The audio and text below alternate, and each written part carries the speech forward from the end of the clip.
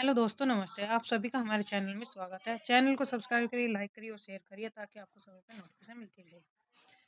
ये जो पर्सन है, वन लाइनर पर्सन उत्तर है, वस्तुनिष्ठ, जो इम्पोर्टेंट है हर परीक्षा के लिए। तो पहला क्वेश्चन है, साहित्य के इतिहास के लिए इतिहास दर्शन की संज्ञा का प्रयोग किस विद्वान ने किया? तो उत्तर होगा वोल्टेयर ने। व्याख्या है इसकी, साहित्य के इतिहास को इतिहास दर्शन के रूप में देखने की दृष्टि सबसे पहले फ्रांसीसी दार्शनिक वोल्टेयर ने दी थी।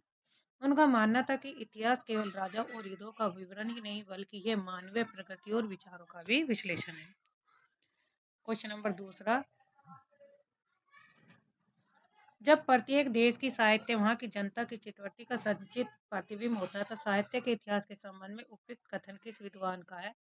तो सही आंसर है आचार्य रामचंद्र शुक्ल का यह कथन है।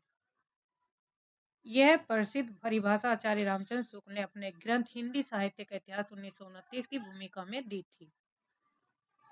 उनके अनुसार जैसे जैसे जनता की सोच यानी चित्तवृत्ति बदलती है वैसे वैसे साहित्य का स्वरूप भी बदलता है। आचार्य रामचंद्र शुक्ल जी कहते हैं कि जैसे इंसान की व्यक्ति की सोच बदलती है वैसे ही उसका साहित्य का स्वरूप भी बदलता जाता है। क्वेश्चन नंबर थर्ड, हिंदी साहित्य इतिहास लेखन का सर्वप्रथम प्रयास किस विद्वान ने किया था? तो राइट आंसर है गार्सदा तासी।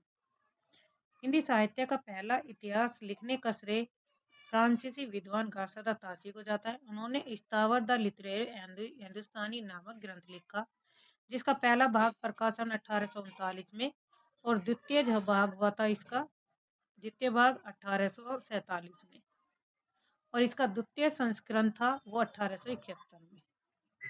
द्वितीय क्या था? संस्करण कब निकला था? 1871 में।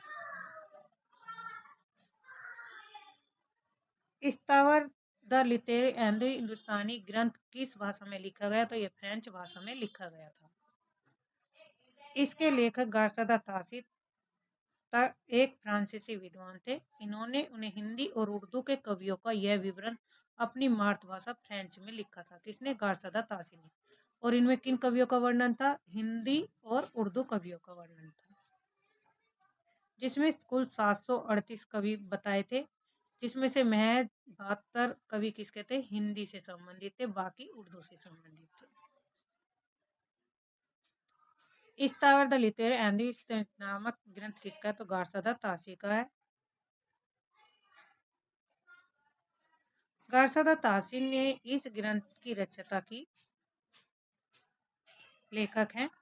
उन्होंने इसमें कवियों का जो क्रम लिखा वो वर्ण क्रम में रखा था, जो बाद के इतिहासकारों के लिए एक आधार बना। वर्ण क्रम जैसे कैसे ख तक या ऐसे जैसे ज्ञानी तक। केवल अतीत ही वर्तमान को प्रभावित नहीं करता, वर्तमान भी अतीत को प्रभावित करता है। इतिहास लेखन के प्रयोजन के संदर्भ में यह उक्ति किसकी है? तो सही राइट आंसर है टी.एस. इलियट का यह कथन है। यह प्रसिद्ध विचार अंग्रेजी कवि और आलोचक टी.एस. इलियट का है। उनका तर्क था कि जब भी कोई नई मौलिक साहित्यिक कृति आती है तो वह हमारे पुराने अतीत के साहित्य को देखने और समझने के नजरिए को भी बदल देती है। बार बार एग्जाम में रिपीट होने वाले क्वेश्चन है। सन 1888 ईस्वी में एशियाटिक सोसाइटी ऑफ बंगाल की पत्रिका के विशेषांक के रूप में किस ग्रंथ का प्रकाशन हुआ? तो इसका हुआ था the modern vernacular literature of Hindustan. ये किसकी रचना है? तो ये है जॉर्ज ग्रियर्सन की रचना द्वारा लिखा गया ग्रंथ है। 1888 ईस्वी में प्रकाशित हुआ। इसी ही ग्रंथ को सच्चे अर्थों में हिंदी साहित्य का पहला इतिहास ग्रंथ माना गया है। ग्रियर्सन के इतिहास के विषय में निम्न में से कथन सही नहीं है। जो सही नहीं है वो बताना है। काल विभाजन नहीं किया गया, यही कथन क्या इसमें गलत है, क्योंकि ग्रियर्सन का जो है सबसे पहले हिंदी साहित्य के इतिहास को विभिन्न कालखंडों में विभाजित किया करने का प्रयास किया। ग्रियर्सन से सबसे पहले क्या था? कालखंडों का विभाजन किया और उन्होंने पूरे ग्रंथ को 11 अध्यायों में बांटा था और हर एक अध्याय को इन्होंने नाम भी दिया था। 84 वैष्णव की वार्ता, 252 वैष्णव की वार्ता और भक्तमाल को किस कवि किस तत्व के आधार के लिए इतिहास नहीं माना जा सकता? तो तीनों के अभाव में नहीं माना जा सकता। कौन कौन सी प्रवृत्तियां हैं? ये प्रवृत्तियां दी गई हैं। समय, काल समय, कालक्रम समय, युगीन चेतना, तत्कालीन परिस्थितियां, प्रवृत्ति विश्लेषण का अभाव, ये मुख्य रूप से जीवनी परक ग्रंथ है, न कि व्यवस्थित इतिहास।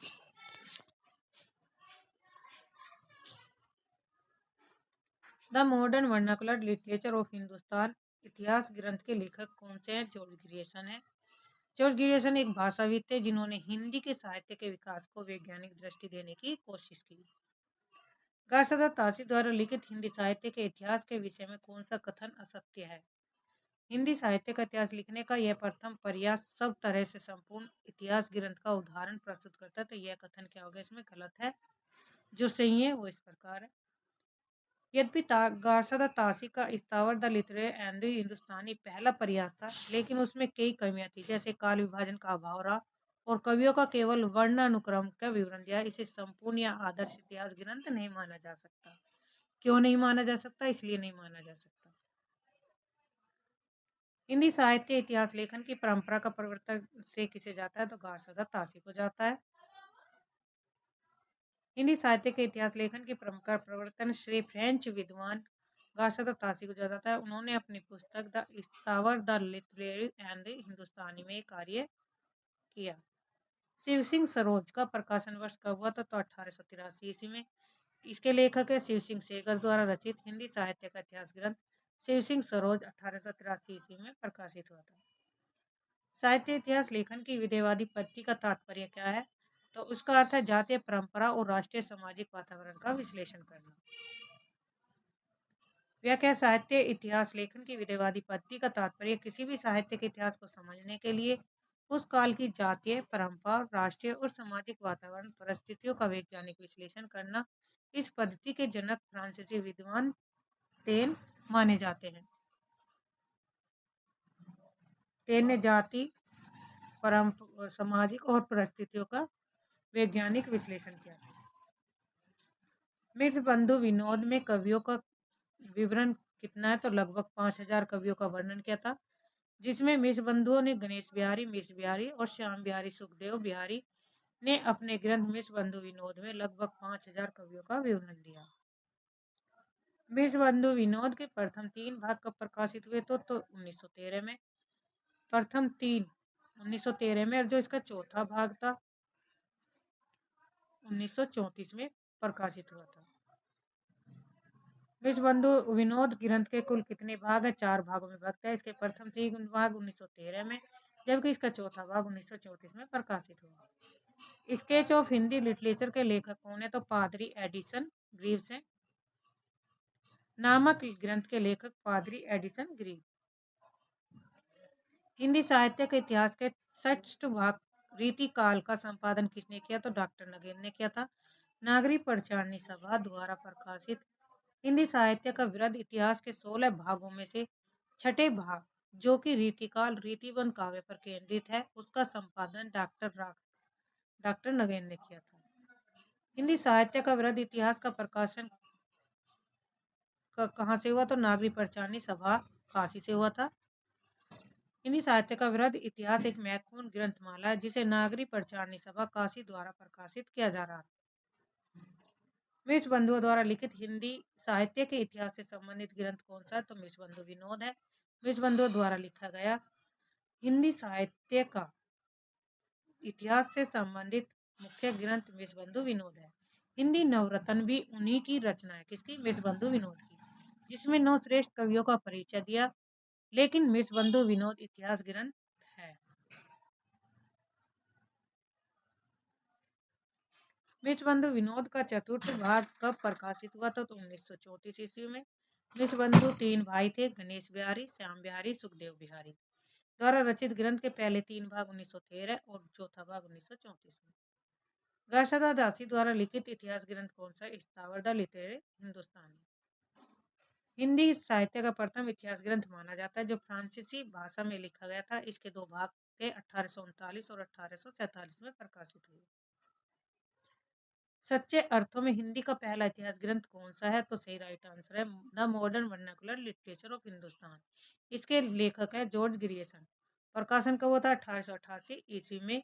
रचित इस ग्रंथ को सच्चे अर्थों में पहला हिंदी साहित्य का इतिहास माना जाता है, क्योंकि इसमें पहली बार काल विभाजन और कवियों के वर्गीकरण का वैज्ञानिक प्रयास किया गया था। हजारी प्रसाद द्वारा द्विवेदी रचित इतिहास ग्रंथ कौन सा नहीं है? तो इसमें हिंदी भाषा का विकास नहीं है। हिंदी भाषा का विकास किसने लिखा था? बाबू श्याम सुंदर दास ने। हिंदी साहित्य की भूमिका, हिंदी साहित्य का आदिकाल और हिंदी साहित्य उद्भव और विकास हजारी प्रसाद द्विवेदी के तीनों एक ग्रंथ हैं। तीनों ग्रंथ किसके? हजारी प्रसाद द्विवेदी के। इसकी ट्रिक है भवादी। भय से उद्भव भूमिका 1940, आदिकाल 1952 और उद्भव विकास भी 1952 में प्रकाशित हुआ। गायसादा के स्थावर द लिटरेरी हिंदुस्तानी ग्रंथ का हिंदुई साहित्य का इतिहास नाम अनुवाद किसने किया था? तो डॉक्टर किशोरीलाल गुप्त ने किया था। डॉक्टर किशोरीलाल गुप्त ने 1957 ईस्वी में ताशी के मूल फ्रांसीसी ग्रंथ का हिंदी अनुवाद प्रस्तुत किया। आचार्य रामचंद्र शुक्ल का हिंदी साहित्य का इतिहास किस पुस्तक की भूमिका के रूप में लिखा गया? तो हिंदी शब्दसागर की भूमिका में। आचार्य रामचंद्र शुक्ल जी की यह कालजयी रचना, कालजयी ग्रंथ मूलतः हिंदी शब्दसागर नागरी प्रचारणी सभा की भूमिका के रूप में हिंदी साहित्य के विकास नाम से 1929 ईस्वी में छपा था। साहित्य इतिहास के अंतर्गत सबसे अधिक महत्वपूर्ण है युग चेतना का सिद्धांत। साहित्य समाज का दर्पण होता है, इसलिए किसी भी काल के साहित्य को समझने के लिए उस समय की सामाजिक और राजनीतिक सांस्कृतिक परिस्थितियों की युग चेतना का विश्लेषण सबसे अनिवार्य माना जाता है। कहा जाता है कि समाज क्या है?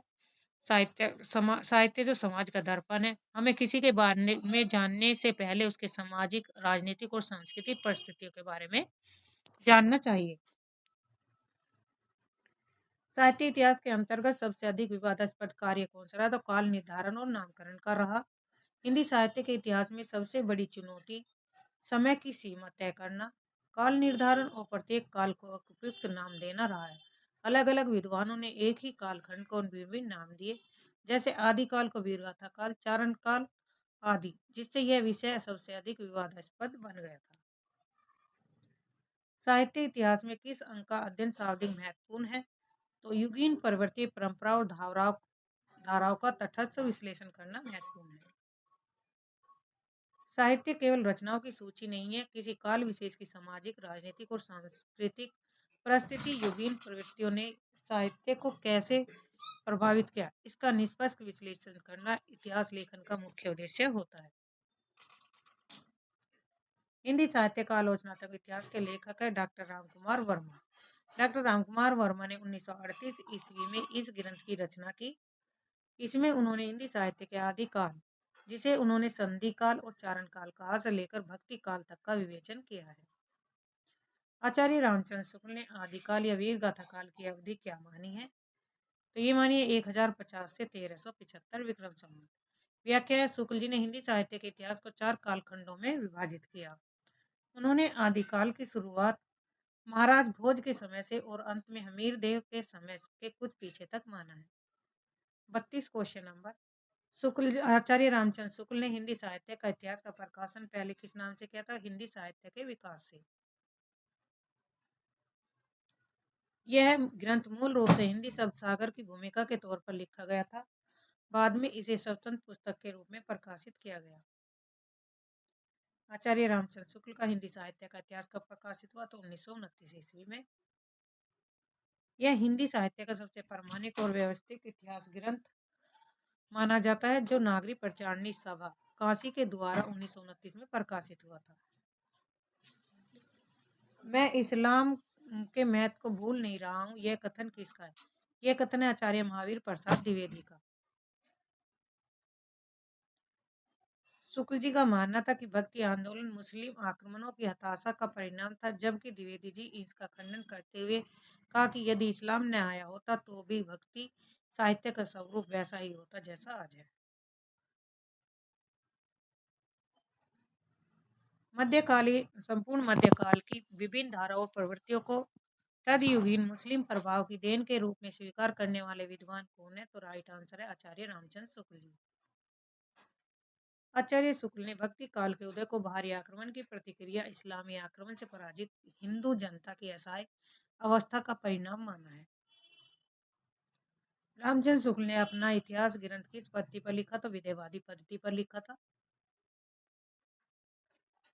शुक्ल जी ने हिंदी साहित्य का इतिहास लिखने के लिए विदेहवादी पद्धति को प्रयोग किया, जिसमें जाति, वातावरण, क्षण विशेष को महत्व दिया गया।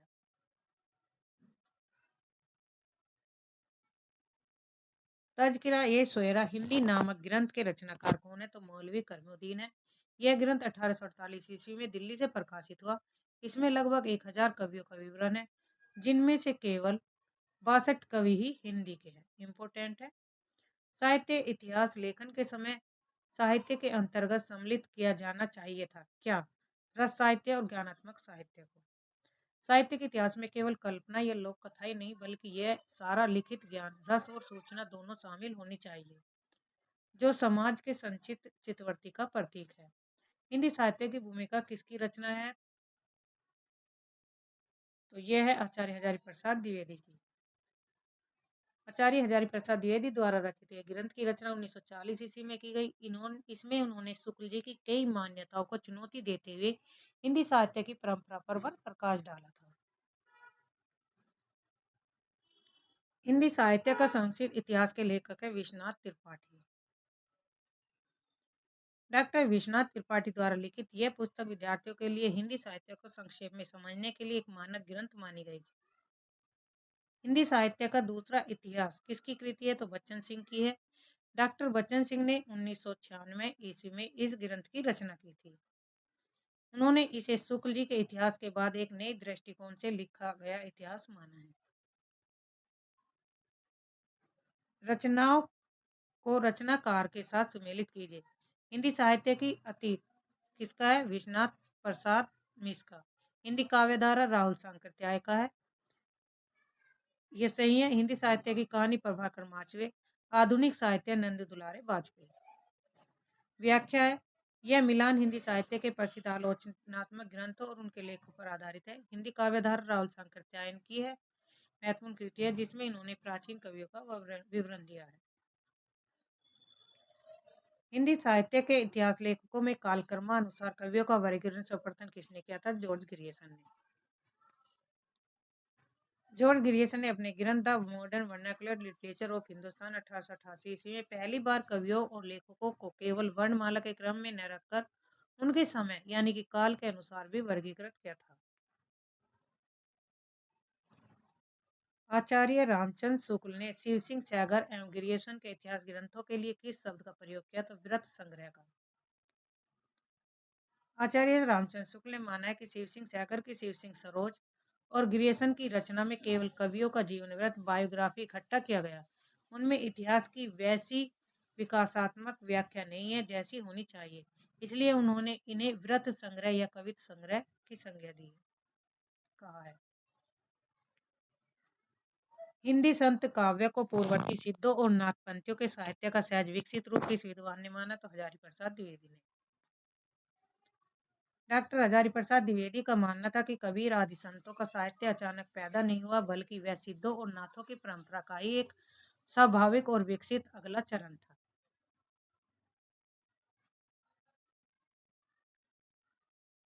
हजारी प्रसाद द्विवेदी को हिंदी साहित्य के प्रथम उत्थान को आदिकाल नाम देने की प्रेरणा किससे प्राप्त हुई थी? तो आचार्य रामचंद्र शुक्ल जी से।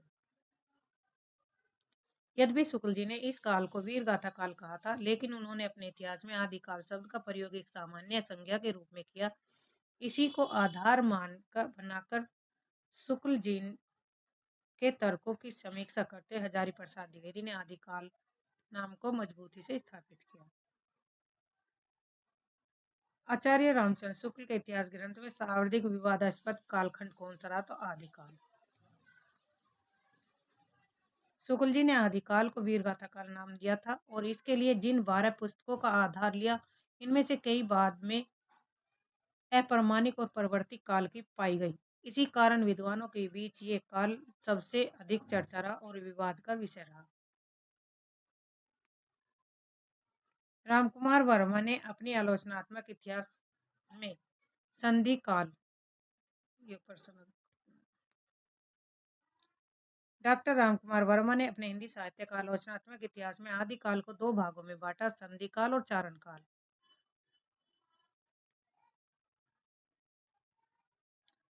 आरंभ में इतिहास के अर्थ था रचनाओं और रचयिताओं का स्थूल परिचय प्राप्त करना। हिंदी साहित्य के शुरुआती इतिहास ग्रंथों में जैसे शिव सिंह सरोज, मिर्चबंधु विनोद में कवियों की जीवनी और उनकी रचनाओं की सूची देने पर अधिक जोर था। उस समय गहन आलोचनात्मक विश्लेषण के बजाय लेखकों का एक सामान्य परिचय देना ही इतिहास का मुख्य उद्देश्य माना जाता था। साहित्य इतिहास की लेखन पद्धति क्या होनी चाहिए? तो सही उत्तर है विकासवादी समन्वयवादी पद्धति होनी चाहिए। साहित्य का इतिहास लिखने के लिए केवल वर्णमाला अभ्यास या केवल समय के आधार पर सूची बनाना पर्याप्त नहीं। एक आदर्श पद्धति वह है जो विकासवादी हो, विभिन्न परिस्थितियों, सामाजिक, राजनीतिक और सांस्कृतिक का समन्वय करते हुए साहित्य के बदलाव को समझाए। उत्तर अपभ्रंश को पुरानी हिंदी की संज्ञा किसने दी थी? तो सही आंसर है चंद्र शर्मा गुलेरी ने दी थी।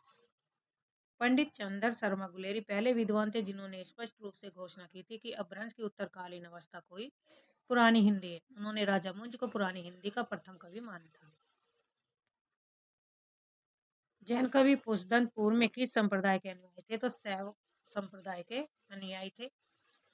अपभ्रंश के महाकवि पुष्पदंत जैन धर्म अपनाने से पहले शैव मतानुयायी थे। बाद में उन्होंने जैन धर्म के दिगंबर संप्रदाय की दीक्षा ली। महापुराण जैसे महान ग्रंथों की भी रचना की। हिंदी साहित्य का विवेचनात्मक इतिहास लिखने वाले विद्वान होते तो सूर्यकांत शास्त्री। हिंदी साहित्य का विवेचनात्मक इतिहास नामक ग्रंथ की रचना सन 1930 ईस्वी में सूर्यकांत शास्त्री ने की थी। इसमें उन्होंने साहित्य के विकास का तार्किक विश्लेषण प्रस्तुत किया। वीरगाथा काल को चारण काल की संज्ञा देने के अतिरिक्त उससे पूरे एक संधि काल जोड़ने वाले इतिहासकार कौन है? डॉक्टर रामकुमार वर्मा। डॉक्टर रामकुमार वर्मा ने अपने हिंदी साहित्य के इतिहास आलोचनात्मक इतिहास में आदिकाल को दो भागों में बांटा था, जिसमें अपभ्रंश की रचनाओं के लिए चारण काल और वीरगाथा काल की रचनाओं के लिए, संधि काल के लिए अपभ्रंश की रचनाओं के लिए और चारण काल के लिए वीरगाथात्मक रचनाओं के लिए। डॉक्टर रामकुमार वर्मा ने हिंदी साहित्य का आरंभ कब से स्वीकार किया? तो 693 ईस्वी से। रामकुमार वर्मा हिंदी साहित्य का शुरुआत संधि काल से मानते हैं, जिसका समय उन्होंने विक्रम संवत 750 अर्थात 693 ईस्वी निर्धारित किया। उन्होंने शंभु को हिंदी का पहला प्रथम कवि माना है। 750 विक्रम संवत है। जब भी हम संवत या ईस्वी ज्ञात करेंगे तो 750 में से 57 घटा देंगे तो हमारा कितना मिल जाएगा? 693 माइनस कर देंगे। अगर हमें ईस्वी में संवत निकालना है तो 693 में 57 प्लस कर देंगे तो हमारा 750 ईस्वी में आंसर आ जाएगा।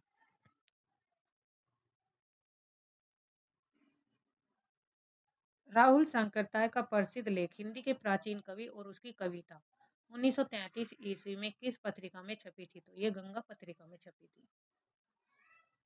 मां पंडित राहुल सांकृत्याय का एक महत्वपूर्ण लेख है जिसमें हिंदी के शुरुआती कवियों की खोज में बड़ी भूमिका निभाई। जनवरी 1933 में गंगा पत्रिका के पुरातत्वाक में प्रकाशित हुआ था। तो ये थे हमारे 56 question, 50-60 question one liner. Channel को सब्सक्राइब करिए, लाइक करिए और शेयर करिए ताकि आपको सभी पर नोटिफिकेशन मिलती रहे। ये यूजीसी नेट, टीजीटी, पीजीटी सभी परीक्षाओं के लिए महत्वपूर्ण है।